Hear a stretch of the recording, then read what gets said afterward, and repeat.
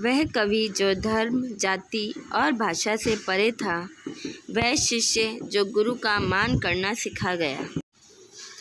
आप भले ही हिंदी साहित्य या हिंदी के लेखकों और कवियों से परिचित हों ना हों, पर संत कबीर का लिखा गुरु को समर्पित एक दोहा आप सभी ने ज़रूर पढ़ा या सुना होगा।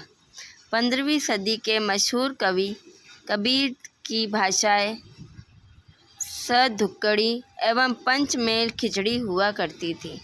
इनकी भाषा में आपको हिंदी भाषा की सभी बोलियों का मिश्रण मिलेगा, जिसमें राजस्थानी, हरियाणवी, पंजाबी, खड़ी बोली, अवधी तथा ब्रज भाषा सम्मिलित है।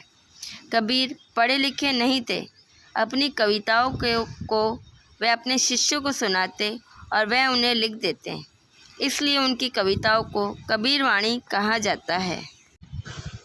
कबीर जी को हम एक ऐसे संत के रूप में पहचानते हैं जिन्होंने हर धर्म, हर वर्ग के लिए अनमोल सीख दी है, जिनमें से उनकी सबसे बड़ी सीख थी गुरु के लिए सम्मान की। आइए पढ़ते हैं गुरु के लिए लिखे संत कबीर के सबसे मशहूर दोहे और उनकी व्याख्या।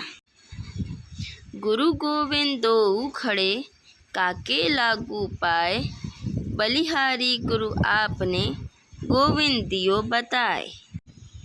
इस दोहे में संत कबीरदास जी कहते हैं, गुरु और गोविंद एक साथ खड़े हों तो किसे प्रणाम करना चाहिए, गुरु को अथवा गोविंद को।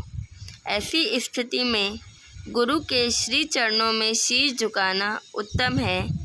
इनके कृपा रूपी प्रसाद से गोविंद का दर्शन करने का सौभाग्य प्राप्त हुआ। कबीर जी का गुरु को समर्पित एक और दोहा है, गुरु बिन ज्ञान न उपजे, गुरु बिन मिले न मोक्ष, गुरु बिन लखे न सत्य को, गुरु बिन मिटे न दोष। कबीरदास जी कहते हैं, हे सांसारिक प्राणियों, बिना गुरु के ज्ञान का मिलना असंभव है।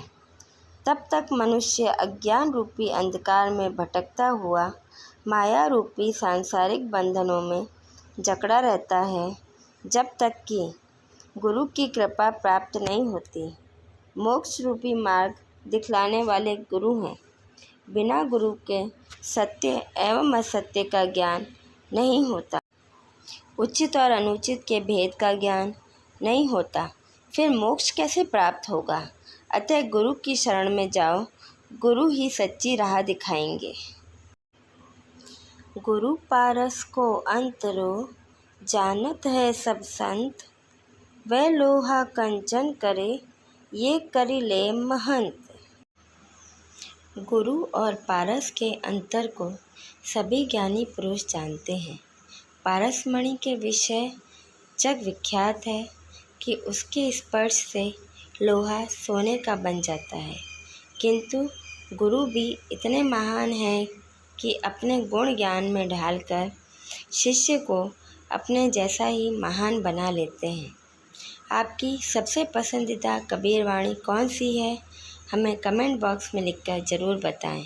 धन्यवाद।